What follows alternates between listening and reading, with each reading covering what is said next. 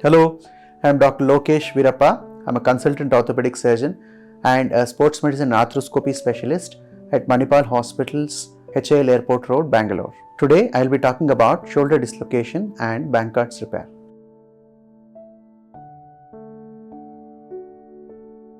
One of the most common joints to dislocate in the body is the shoulder joint. So it's because of the basic nature of the shoulder itself, which has a very small socket and a large ball of the shoulder, which causes the soft tissues to get disrupted and dislocate. Especially it happens in overhead throwing activities when the shoulder is taken through a movement of abduction and external rotation. The shoulder dislocates, and usually the ball of the shoulder, that is the head of the humerus, dislocates anteroinferiorly. And when it dislocates, it causes tear of the anteroinferior labrum, which is the rim or the lip of soft tissue which enhances the depth of the glenoid. So that is torn. But a simple Bankart's tear is a tear of the labrum. But there are instances wherein a piece of bone is broken along with the Bankart's tear. So then it's called a bony Bankart's. There is a scenario when there is a periosteal sleeve avulsion. So then it's called an ALPSA lesion or anterior labral periosteal sleeve avulsion. So there are various lesions described of basically anteroinferior labrum being avulsed. So the propensity of dislocation is increased if this labrum does not stick back to the glenoid. So a repetitive dislocation can happen whenever the shoulder is going through the same movement of abduction and external rotation, which can be actually appreciated through apprehension tests or ballotment tests or drawer tests.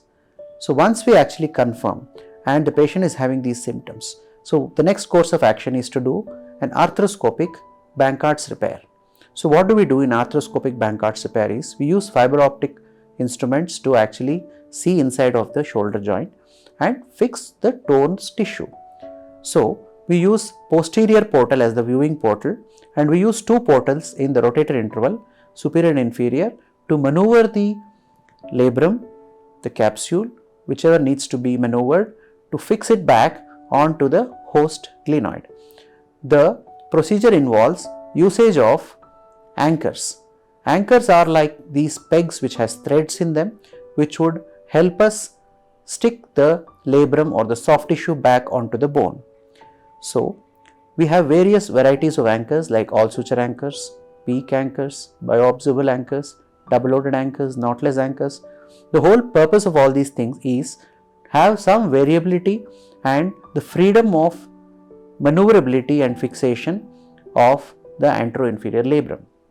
Usually the first anchor is placed around the 5 o'clock position or the 7 o'clock position in the opposite shoulder.